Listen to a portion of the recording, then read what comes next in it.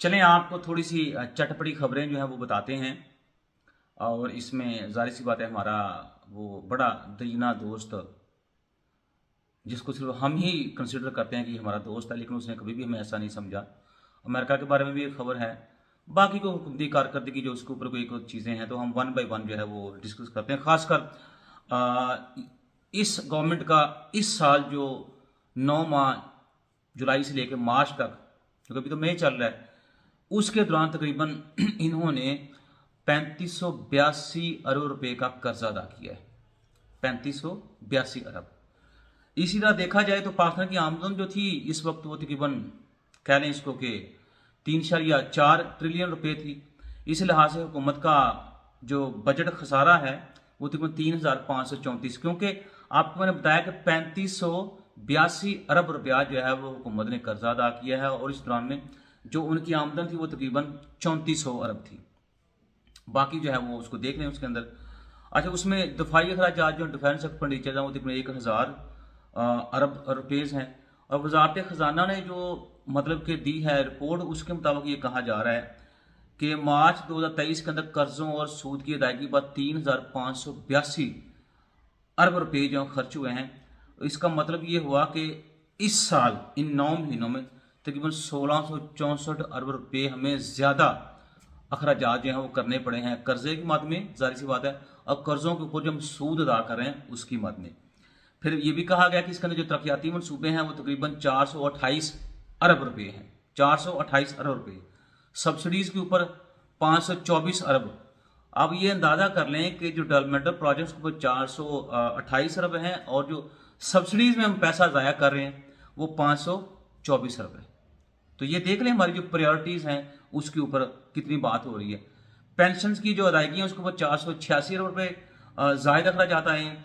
और अब FBR ने यह भी बताया कि हमारा जो टैक्स कलेक्शन था इन 9 महीनों के अंदर वो 5156 अरब रुपये है, जबकि नॉन टैक्स रेवेन्यू जो है वो 1240 अरब रुपये रहा है। 9 माह में सूबों का बजट 456 अरब सरप्लस में रहा है, जबकि पेट्रोलियम मसनूआत पर टैक्स के जरिए हुकूमत को 362 अरब रुपये की आमदन हुई है। तो आप ये अंदाज़ा कर रहे हैं जब तेल की कीमतों में इजाफा होता है तो गवर्नमेंट को कितने फ़ायदे होते हैं। हालांकि गवर्नमेंट यही कह रही है कि जी कुछ भी हो जाए, हम जो मुआशी बहरान जो है या आलमी मुआशी बहरान जो है उसके असरात अपने अवाम तक नहीं आने देंगे, क्योंकि उनको हम रास्ते में रोक लेंगे। वो कितना रोक रहे हैं वो भी आपके सामने, आपको मेरा ख्याल है कि मुझे ज़्यादा जो है ना वो समझाने की ज़रूरत नहीं है। अच्छा, अब ये भी कहा जा रहा है कि इसी साल ये चंद दिन आप देखें तो पाकिस्तान रुपया जो है उसमें थोड़ा सा इस्तेहकाम आया है, और डॉलर के आने की वजह से जो पाकिस्तान की रुपये की कीमत थी उसमें तकरीबन 16% जो है ना वो कह लें कि इस्तेहकाम पैदा हुआ है। अब फॉरेन जो एक्सचेंज पोजीशन है आपकी, वो जो मोडीज ने अभी वो रैंकिंग जो है वो की है, वो 5 या 7 अरब डॉलर से कम होकर -4.8 अरब डॉलर तक चली गई है। अब बात करने का मकसद ये है कि आप जितनी भी कोशिशें आप कर रहे हैं इन सारी चीज़ों को मद्देनजर रखते हुए देखा जाए तो पाकिस्तान को अभी भी हर सूरत 8 से 10 बिलियन डॉलर का बेल आउट पैकेज जो है वो चाहिए हर सूरत। अगर वो पैकेज नहीं मिलता तो हम आने वाले वक्त में या आने वाले दिनों में मुश्किल में होंगे। फिर पिछले हफ्ते एक सर्वे भी हुआ। उस सर्वे के मुताबिक जो 80% लोग हैं वो ये कह रहे हैं कि मुल्क जो वो ठीक रास्ते पर नहीं चल रहा। अब उन 80% के अंदर जारी सी बात है, क्योंकि ये जो मेरे हुक्मरान हैं, जो मेरे पॉलिसी मेकर हैं, तो एलीट क्लास में आते हैं, तो जो टॉप 10% उसमें आते हैं, और उसके आगे जो एक और प्रिविलेज क्लास है उसके बाद ही लोग आते हैं। तो अगर 80% लोगों को, जो अनपढ़ लोग हैं, उनको ये बात समझ आ रही है कि मुल्क की पॉलिसीज़ की वजह से या मुल्क के अंदर कोई पॉलिसी है ही नहीं और मुल्क सही रास्ते पर नहीं चल रहा, तो मेरे जो माशाल्लाह पढ़े लिखे हजरात हैं, मेरे जो पॉलिसी मेकर हैं, बाहर की यूनिवर्सिटियों से पढ़ के हैं, जिनके बाहर की यूनिवर्सिटियों के अंदर या बैरूनी जो इंस्टीट्यूशन हैं उनके साथ काम करने के तजर्बे हैं, उनको ये बात समझ नहीं आ रही। बाकी हर एक बंदे को बात ये समझ आ रही है। अब मेरा सवाल ये है कि पता नहीं कब ये लोग आंखें खोलेंगे, तो कब जो है वो मुल्क को सही रास्ते के ऊपर लेके चलेंगे। बचपन से ये बात सुनता आ रहा हूँ मैं कि बस इस साल हम ज़्यादा अच्छा काम करेंगे, उससे अगले साल और ज़्यादा अच्छा काम करेंगे। तो हो इसके उलट रहा है कि जो इस साल काम करते हैं अगले साल जो कह लें कि हमें तवक्को दिखाते हैं कि ये काम हम करेंगे, बेसिकली उससे زیادہ خراب ہی کام کر رہے ہیں. اور ویسے بھی اگر ہم اس حکومت کی کارکردگی کی بات کریں تو میرے خیال میں اس حکومت کی سب سے بڑی جو کامیابی ہے وہ صرف یہ ہے کہ سالانہ تجارتی خسارہ جو 78% کم ہو گیا ہے، اور اس پرسنٹیج کی کمی کی وجہ سے تقریباً جو تجارتی خسارہ ہے وہ 829 ملین ڈالر رہ گیا ہے. تو آپ یہ کہہ سکتے ہیں گورنمنٹ کی اگر اس پورے ایرا کے اندر اگر کچھ اچھا کام کر سکی ہے، اب ظاہر سی بات اس کے کانسیکوینسز جو ہیں وہ بھی ہیں کہ وہ انہوں نے کیا ہے کہ درآمدات جو ہیں اس میں کمی کی ہے بڑی سبسٹینشل حد تک. یہ آپ کہہ سکتے ہیں کہ ایک کامیابی ہے گورنمنٹ کی، اور اس کے اوپر یہ جو تجارتی خسارے میں کمی ہے وہ بھی شاید اسی وجہ سے ہے. اس کے علاوہ فارن ریمیٹنس جو ہے اس میں تھوڑا سا بھی انکریمنٹ دیکھنے کو ملا ہے، تو جس کی وجہ سے آپ کہہ سکتے ہیں کہ جو پاکستان کی کرنسی ہے جو 16% اس میں استحکام آیا وہ شاید انہی وجوہات کی بنا پہ ہے. یہ معاشی بحران، عالمی معاشی بحران اتنا بڑا ہے کہ اس نے بڑی بڑی حکومتوں کو یا بڑے بڑے ملکوں کو بھی نہیں بخشا. سر فہرست امریکہ ہے کہ جس کے بارے میں پیشینگوئیاں کی جا رہی ہیں کہ امریکہ آنے والے 1 مہینے کے اندر دیوالیہ ہو سکتا ہے. اس کو ہم سمپل الفاظ میں یہ بات کر سکتے ہیں کہ امریکہ بھی دیوالیہ ہونے کے قریب کھڑا ہوا ہے، اور اس چیز کو بھانپتے ہوئے پریزیڈنٹ جو بائیڈن جو ہیں ان کی حکومت کی جانب سے تقریباً کچھ 726 ارب ڈالر کا قرضہ لینے کا ارادہ ظاہر کیا جا رہا ہے. 726 ارب. وجہ اب وہ کہتے ہیں کہ کرونا کی وجہ سے معاشیت جو تھی امریکی معاشیت اس کی کمر ٹوٹ گئی، کرونا کی وجہ سے معاشی پابندیاں لگی، کرونا کی وجہ سے جو معاشی پابندیاں لگی تھیں ان کی وجہ سے جو اکنامک ایکٹیویٹیز تھی امریکہ کے اندر ظاہر سی بات وہ بھی مات پڑ گئی. اور اسی طرح انہوں نے کہا جی کہ اس کے علاوہ بھی امریکہ کو بہت سارے چیلنجز کا سامنا ہے. مثلا افغانستان میں جو امریکہ کے اخراجات تھے، شام میں اور دیگر ملک میں جہاں امریکہ نے اپنی فوجیں بھیجی ہوئی ہیں، امریکہ بھی یہ سوچ رہا ہے کہ اپنے فوجیوں کے جو اخراجات ہیں ان کو کم کیا جائے، اور اس طرح سے ہم کوشش کریں کہ ہمارے جو ان پروڈکٹیو ایکسپینڈیچرز ہیں ان کو کنٹرول کریں تاکہ ملک کو دیوالیہ ہونے سے بچائیں. تو یہ ایک اکیلے آپ ہی نہیں ہیں کہ جو اس فائنینشیل جو سچویشن ہے اس کو فیس کریں.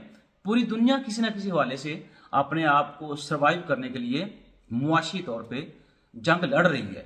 اور ہمارا جو ظاہر سی بات ہے حال ہے وہ یہ ہے کہ ہم نے انٹرسٹ ریٹ اب اتنا زیادہ بڑھا دیا ہے، اور اس کی وجہ سے اب دیکھیں جو تجارتی سرگرمیاں پاکستان کے اندر وہ نہ ہونے کے برابر ہیں.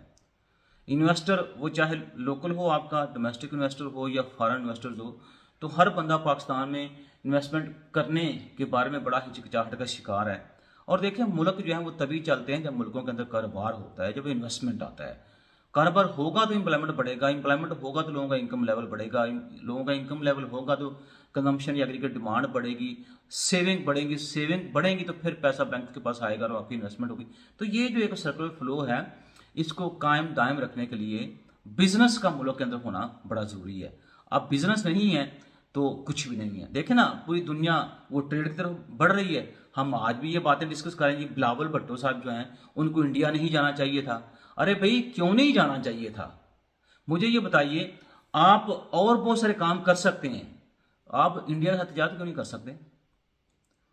تو دلوں کو تھوڑا سا بڑا کریں اور چیزوں کو آگے بڑھائیں، کیونکہ اب میرے خیال میں ایک وقت تھا جب آپ کے پاس بہت زیادہ ہتھیار ہوتے تھے تو ہم کہتے تھے کہ ٹھیک ہے جو بندہ وار کے اندر ہم لوگ یہ ہتھیار استعمال کریں. اب تو میرے خیال میں چیزیں جو ہیں وہ چینج ہو گئی ہیں. اب وار جس کی معاشیت بہتر ہوگی وہ فائنینشیل طور پہ وہی ڈومینیٹ کرے گا. اور میرے خیال میں اس دور میں تجارت سے بہتر ذریعہ اور کوئی نہیں ہے، کیونکہ تجارت جو ہے یہی آپ کے بزنس کو بڑھانے کا ایک واحد انسٹرومنٹ ہے. لیکن وہی بات عقل کے اندوں کو یہ کون بات سمجھائے. اور ہم جو سب سے اچھا کام کرتے ہیں وہ یہ کہ تھوڑا سا میں کمپیریزن آپ کو بتا دیتا ہوں کہ پی ٹی آئی حکومت میں عمران خان کے بطور وزیر اعظم اور وفود کے ہمراہ بیرون ملک دوروں پر 3 سال میں 11 ارب 15 کروڑ 43 لاکھ 4 ہزار روپے خرچ ہوئے تھے.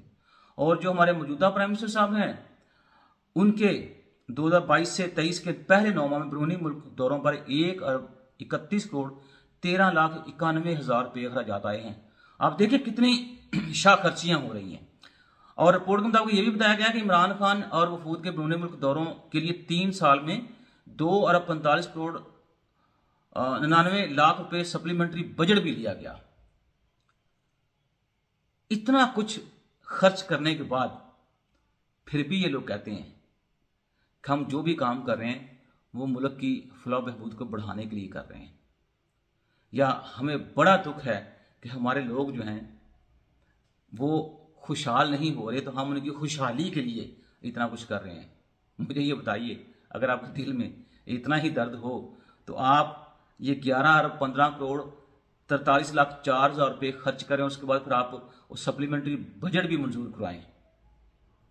بات سمجھ سے باہر ہے۔ اور دوسری طرف 9 مہینوں میں 1,31,91,00,000 روپے آپ کسی دوروں پر خرچ ہو رہے ہیں، تو پھر بھی کہہ رہے ہیں جی ہم کوشش کر رہے ہیں ملکی معیشت کو اب اس کے پاؤں کے اوپر کھڑا کر سکیں۔ بھائی پہلے جو آپ کے اپنے ذاتی غیر ضروری اخراجات ہیں بھائی ان کو تو پہلے کم کریں، کیونکہ جو بھی چیز ہے ملک و قوم کی خاطر، میرے خیال میں اس کی شروعات پہلے اپنے آپ سے ہونی چاہیے۔ جب آپ اپنے آپ کو ٹھیک کر لیں گے تو پورا ملک تو ٹھیک ہو ہی جائے گا۔ اور یہ میرے خیال میں ایک بڑا لمحہ فکریہ ہے ہم ساروں کے لیے کہ ہم اپنے اندر اور باہر کا جو تضاد ہے نا، جس کو عام لفظ میں کہیں گے قول و فعل میں جو تضاد ہے، وہ ختم کریں گے بھائی، تو تبھی آگے بڑھیں گے۔